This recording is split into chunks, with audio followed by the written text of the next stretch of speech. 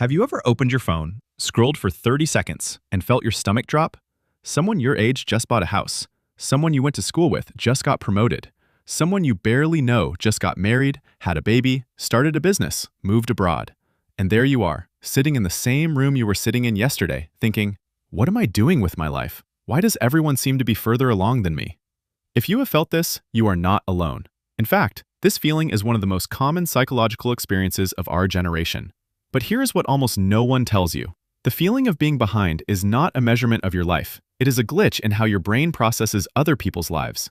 And once you understand why this glitch happens, it starts to lose its grip on you. Here are 5 reasons you feel like you're behind and why that feeling is lying to you. Sign 1. You're comparing your full story to someone else's highlight reel. Psychologist Leon Festinger called this social comparison theory. Human beings naturally evaluate themselves by looking at others. It is how we are wired. But the comparison only works if the information is accurate. And on social media, it almost never is. You see someone's new house, not their mortgage stress. You see someone's promotion, not the burnout that came with it. You see the milestone, not the years of struggle behind it. Your brain registers their edited highlight as a complete picture of their life, and then measures your unedited, complicated, ordinary day against it. That is not a fair comparison. That is not even a real comparison. It is your full, 3-dimensional life against someone else's 2-second clip.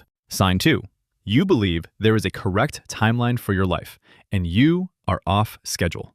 This idea has a name in psychology. It is called the social clock, a term introduced by psychologist Bernice Newgarden. It refers to the unspoken cultural timeline we absorb growing up. Finish school by this age. Get a career by this age. Get married, buy a home, have children, all by certain invisible deadlines. The problem is that this clock was built decades ago, based on a world that no longer exists. Career paths are longer and more varied. People are starting families later, switching industries multiple times, building lives in completely different orders than their parents did. The clock did not slow down because you failed. The clock itself is broken. You are not late. You are early for a version of adulthood that has not been clearly described to you yet. Sign 3. Your brain is wired to notice what is missing, not what is already there. This is called negativity bias, and it is one of the most well-documented patterns in cognitive psychology. Your brain evolved to scan for threats and gaps, because in survival terms, missing something could be dangerous. But in modern life, this same wiring turns inward. It scans your life for what is missing. The job you do not have yet, the relationship that has not happened, the money you have not saved. Meanwhile, everything you have already built, the skills, the relationships, the resilience, gets filtered out. Because your brain does not flag what is already secure as worth noticing. You are not actually behind. You are simply blind to your own progress, by design.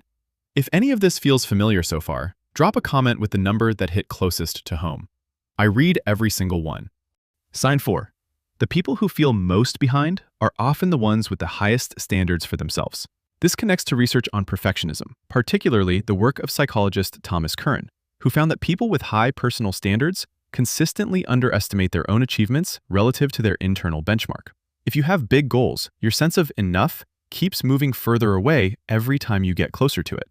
This means the feeling of being behind is not evidence that you have done too little. It is evidence that you expect a great deal from yourself. The bar that keeps feeling out of reach is not external. You built it. And you can also choose to look back at it.